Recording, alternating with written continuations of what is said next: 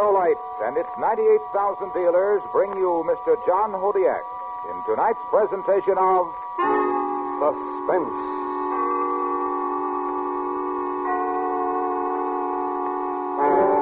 Tonight, Autolite recreates an historical puzzle as we attempt to locate a sunken treasure. The story, based on fact, is called Gold of the Adomar. Our star, Mr. John Hodiak.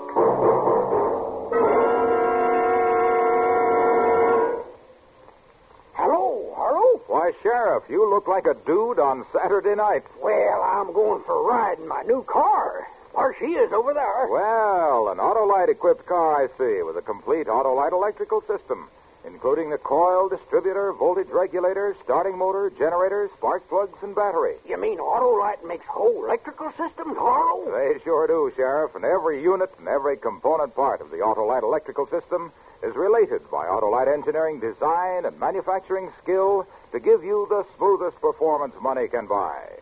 That's why Autolite electrical systems are installed as original equipment on many leading makes of our finest cars, trucks, tractors, and boats. Well, I sure am lucky. Right you are, Sheriff. So, friends, be sure to insist on Autolite original service parts for the electrical system of your Autolite-equipped car, truck, tractor, or boat. You'll find it pays because, from bumper to tail light, you're always right with Autolite. And now, Autolite presents Mr. John Hodiak in Gold of the Adomar, a story based on fact, hoping once again to keep you in suspense.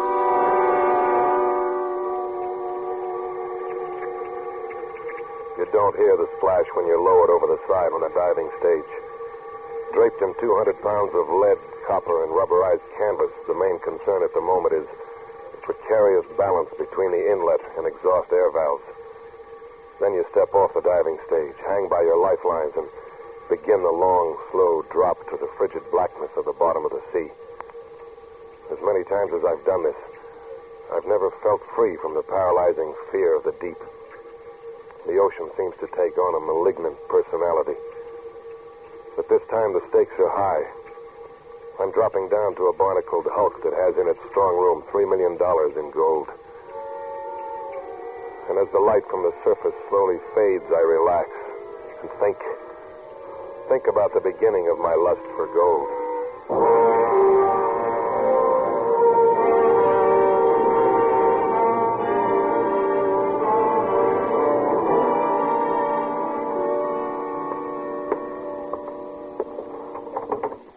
Won't be the same without you, Nick. Thanks. Still trying to figure out why. After 14 years, you suddenly decide to leave the Navy. Tired of living underwater. What I've had a couple of offers from civilian salvage outfits. Doing what? Supervising, boys, supervising. Up top, where the sun shines. But you don't have to dive anymore if you don't want to. Be an instructor. Fred. What? Fred, it's a monetary world. If I have to live in it, I'm going to get some of it. So? So this. If I can get a civilian berth, it'll give me 3 times as much in the next 5 years as I can get here, then I'm going to do it. You'll be eligible for pension in 6 years. Couldn't care less. That's it. Yep. That's it. Where'll you be staying? New York for now. Write me as soon as you have an address. I will. Don't get too much of a suntan. Right now, I'd gladly take a blistering burn.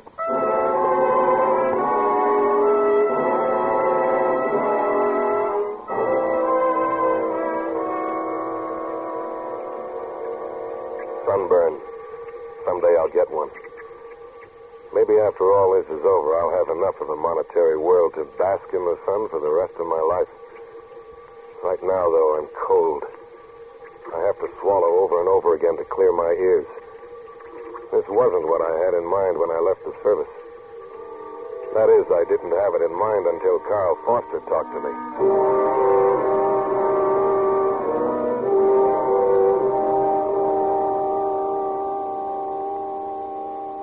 Went to the Navy Yard hoping to talk you into getting a leave of absence. But now that you've left the service... How'd you find me here in New York? I spoke to Fred James, your ex-roommate. Oh. Why me? The country's full of competent divers. Perhaps. But I want one who's more than just competent. What's the job? Then you'll take it? Depends. On what? Equipment. Most of all, money. Oh, I've got the equipment. And the money? How about 1/5 of $3 million? Let me tell you something, Mr. Foster. Carl. Carl.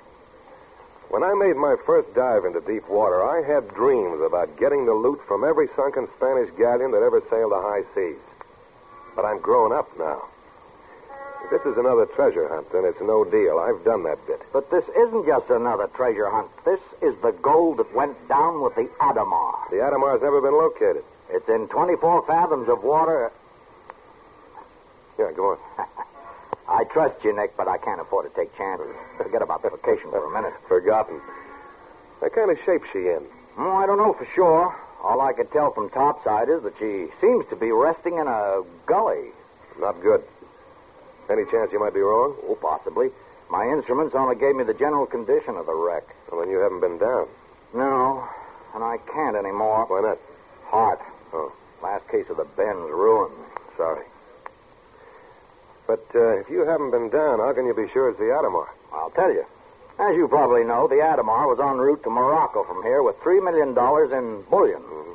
The rest of the cargo had a secret loading manifest. 1910, wasn't it? 1911.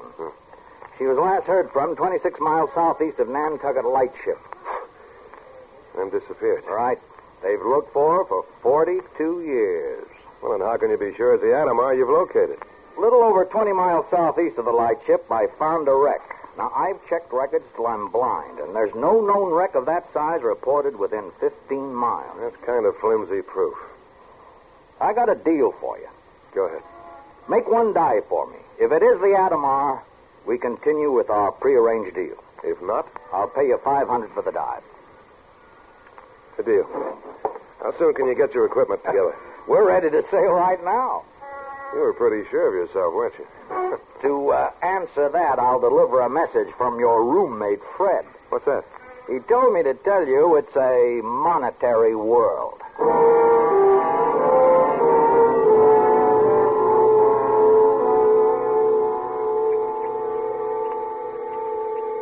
My world is now apart from the world of normal men. My world is composed of me in the depths of the Black Sea. There's no sound but the hiss of the exhaust valve as it sends a long ribbon of bubbles upward. Topside in the normal world, everything's ready. Nothing is left to chance. Everything must be right. The men, the time, the place, and the equipment.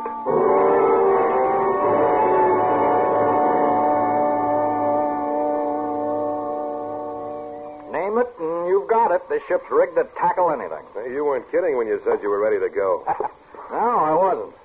Shall we? Anchor's away. Mr. Gordon. Aye, sir. Hoist anchor. We're on our way. Aye, sir. Let's go to my cabin. Good idea. I want everything right when I go over the side.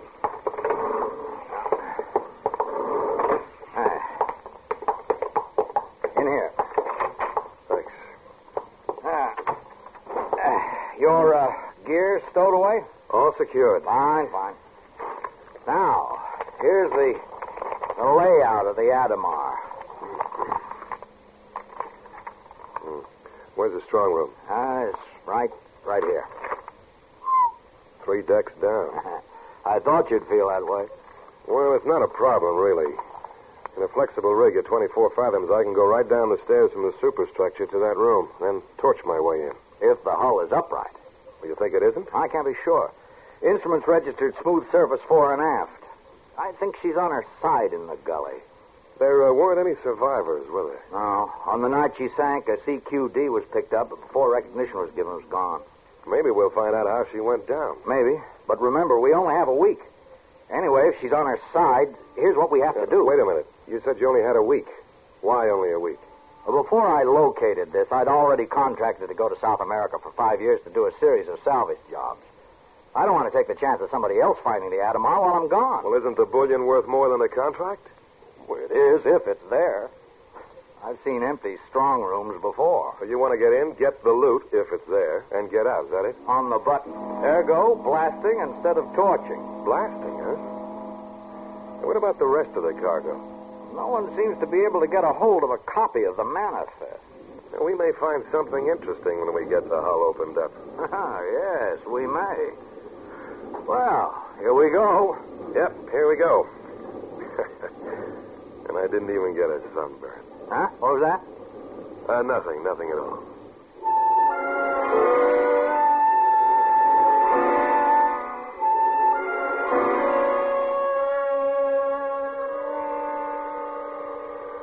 I no longer look upward. The land of my world is about to come to me from beneath. I turn my lamp on again and flash it downward. And there, seeming to rise up from the dark of nothing, is a ship. And I'm no longer alone. Here is something from my other world. Here is something which was touched by men who felt the warmth of sunlight. Here at my feet could be the wreck of the Adomar. On the bottom, bullseye. I'm on the hull. How do you feel? Fine. Now, Nick, tell me everything you see and what you're doing. Right. I think I'm pretty close to amidships. You were right. She's on her side. Uh-huh. Now, remember, you've only got an hour. I'm going to check the boat deck for a nameplate. Okay, but be careful. Yeah. Topside. Here? You won't have to pay me for the dive.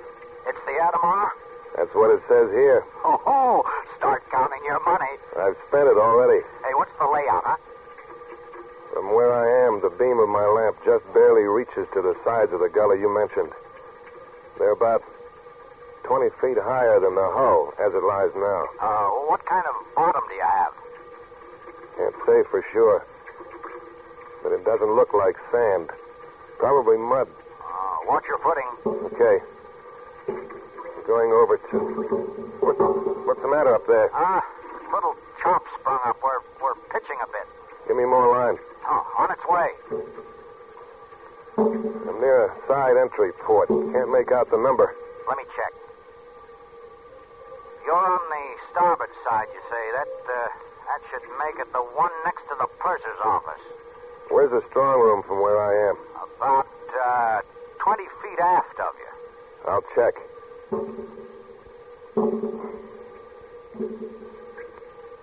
Carl? Yeah, go ahead, Nick. I know how the Adomar was sunk. What's that? There's a hole amidships big enough to drive a truck through. Well, can you make out any detail?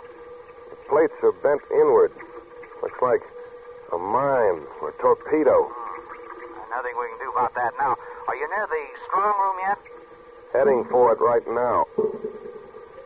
Got to get around this hole. You want us to lift you over? No. I'll find foothold on the rivet. Portholes. Topside. Carl. Yeah, what is it? Slipping. No foothold. Take up the slack. Take it up. Hey, haul away, Gordon. Haul away. Carl. Your lines are taut. Can't budge them. Slack off. Hey, Nick.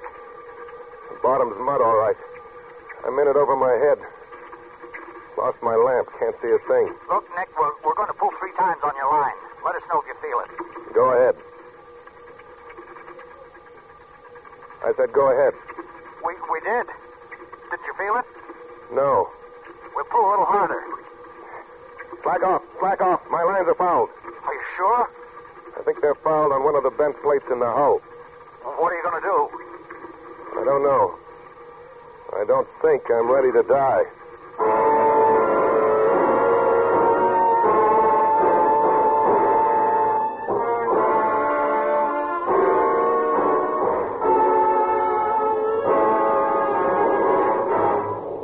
Autolite is bringing you Mr. John Hodiak with Joseph Kearns in Gold of the Adomar. Tonight's presentation in radio's outstanding theater of thrills, Suspense.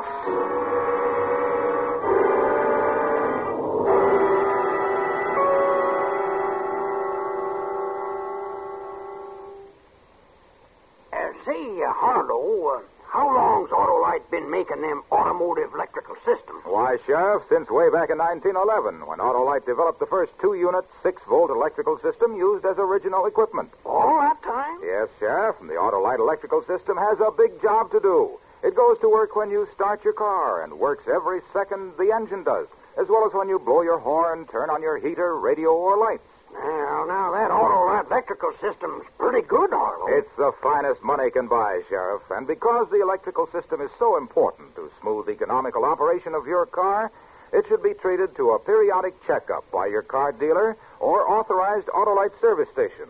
To quickly locate him, look in the classified section of the phone book under Automobile Electrical Service. Or call Western Union and ask for Operator 25. And remember, from bumper to tail light, you're always right with Autolite. And now, Autolite brings back to our Hollywood soundstage Mr. John Hodiak in Elliot Lewis's production of Gold of the Adomar, a true story well calculated to keep you in suspense.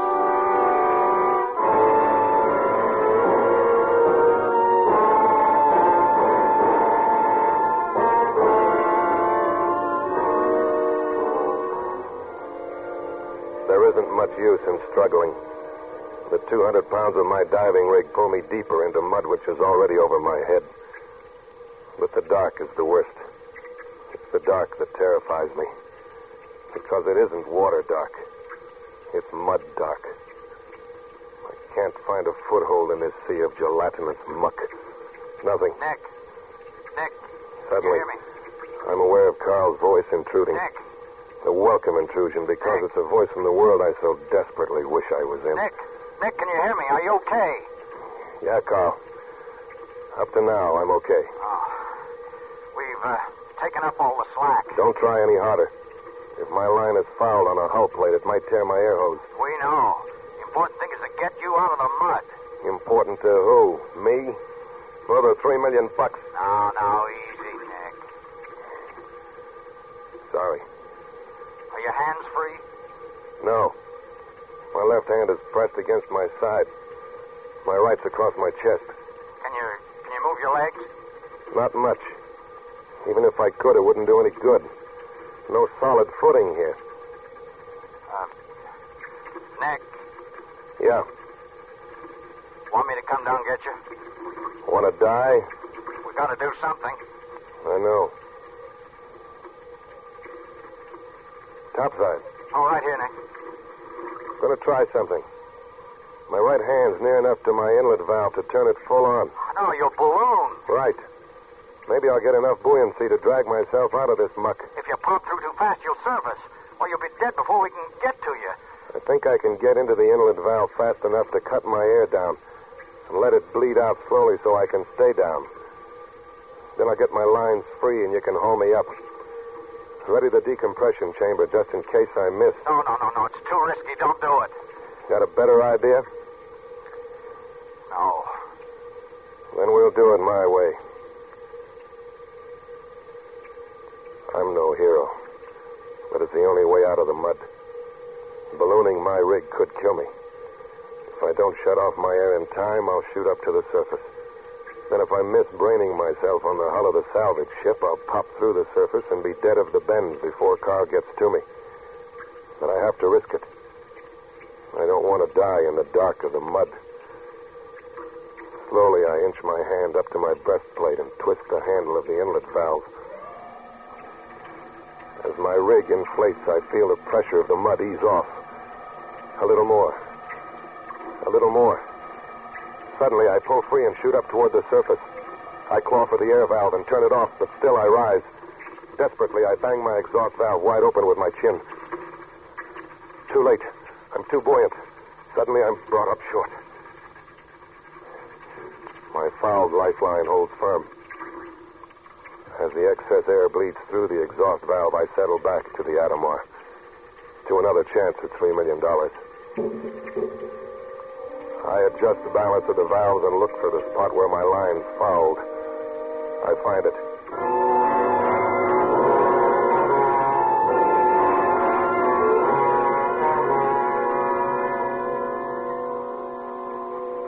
Here, have some more coffee. Thanks. Oh, man, that air smells good. Well, I guess that's that. What do you mean? That's that. Well, you're not going down there anymore, are you? Of course I am. I'm a diver, not a tourist. That was a pretty rough go down there. Yes, it was. But there's also $3 million down there. I'm not going to let a little mud bother me. Funny. What's funny? You calling it only a little mud. Yeah, I guess so. Now that you're going ahead, what's the next step? Blast. When? Tomorrow morning. How many charges do you think it'll take? About 3. One thing bothers me. What's that? Well, that gully the Adomar's in. Any chance of the sides caving in from the blast? I thought about that, too. I don't think so, Carl. I'm going to use control charges. Most of the blast effect will channel into the plate. Okay. Why don't you turn in now? It's been a rough day. I think I will. What about you? In a few minutes. Okay. Good night. Night, Nick.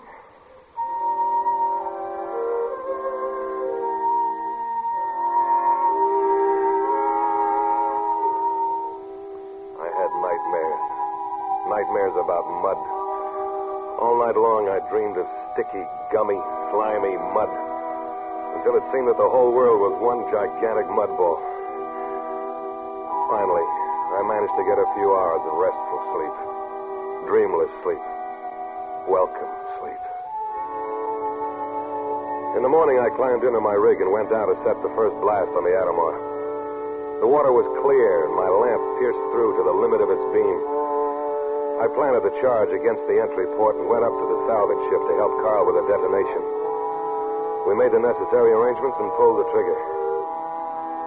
The next day was a repetition of the previous day. 6 hours after the second blast, I went down to check the results.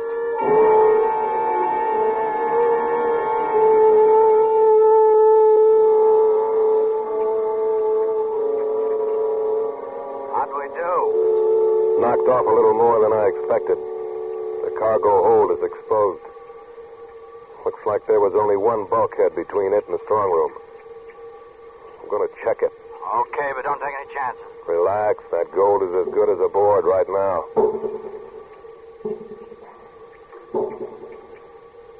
Outside. Yeah, go ahead. I know why the cargo manifest was secret. What'd you find? Dynamite.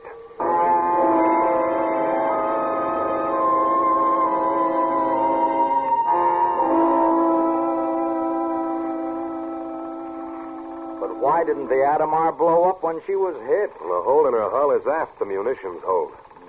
Any one of a dozen things could have diverted the shock.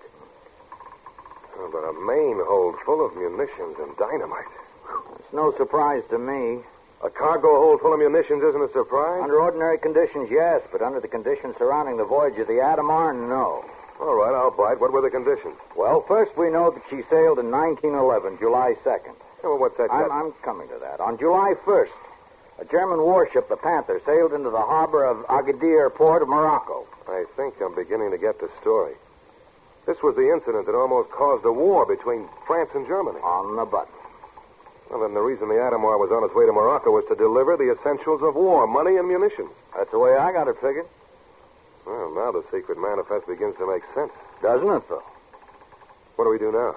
That's your job. One more blast.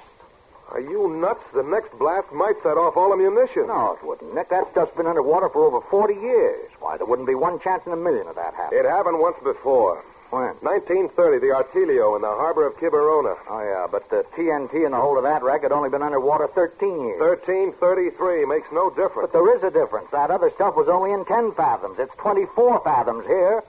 There's enough pressure down there to squash every shell, let alone seep into every crack. All right. What do you want to do? Blast. Even if it means planning 2 small charges and 2 separate trips, it'll still be faster than an underwater torch. Supposing the whole wreck blows. Well, then you lose 1/5 of $3 million. And you? I go back to South America. Well? Okay. Hate me. I'm greedy. Let's go.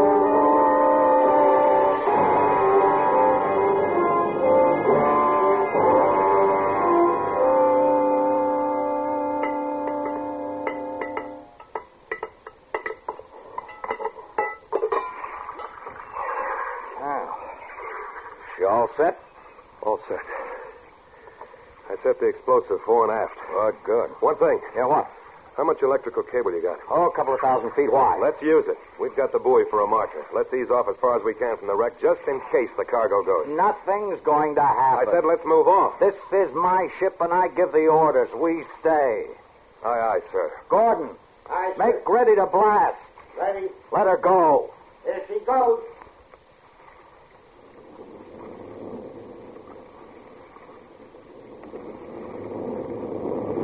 She blew up. The Adomar blew up. Hang on. Hang on!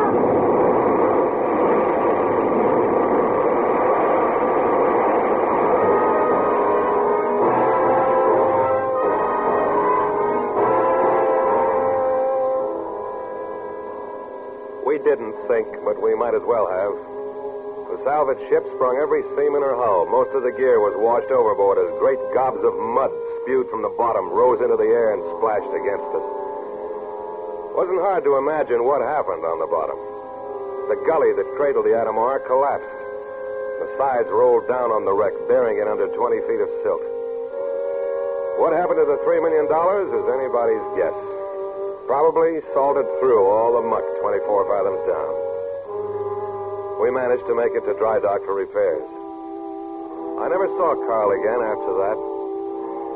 Me?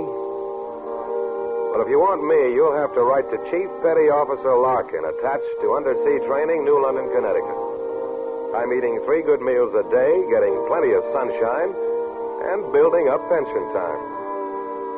I think I'm content. As far as I'm concerned, you can have your monetary world.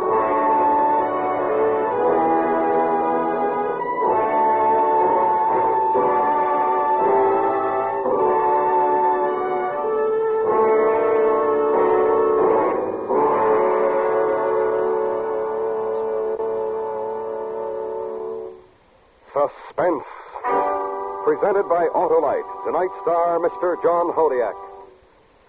This is Harlow Wilcox speaking for Autolite, world's largest independent manufacturer of automotive electrical equipment. Autolite is proud to serve the greatest names in the industry. That's why, during the early months of this year, as we did a year ago, the Autolite family will join in saluting the leading car manufacturers who install Autolite products as original equipment. Our Autolite family is a worldwide family and includes some 30,000 men and women in Autolite plants in the United States, Canada, and many foreign countries, and the 18,000 people who have invested a portion of their savings in Autolite, as well as thousands of Autolite distributors and dealers, and the many leading manufacturers who use Autolite products as original equipment. Our Autolite family will salute the Hudson Motor Car Company on the next Autolite Suspense television program. If you live in a television area, check the day and time of Suspense on television so that you'll be sure to see this program.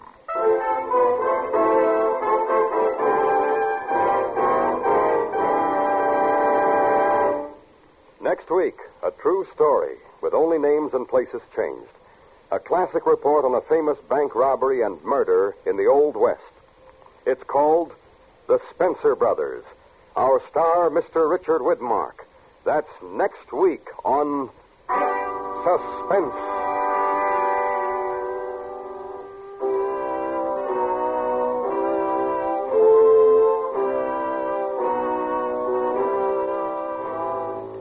Suspense is produced and directed by Elliot Lewis, with music composed by Lucien Morwick and conducted by Lud Gluskin.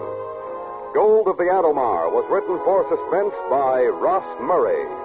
In tonight's story, Joseph Kearns was heard as Carl, Clayton Post as Fred, and Charles Calvert as Gordon.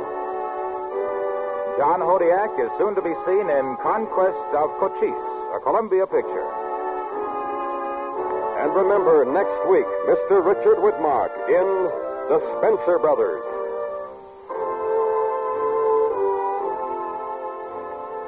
This is the CBS Radio Network.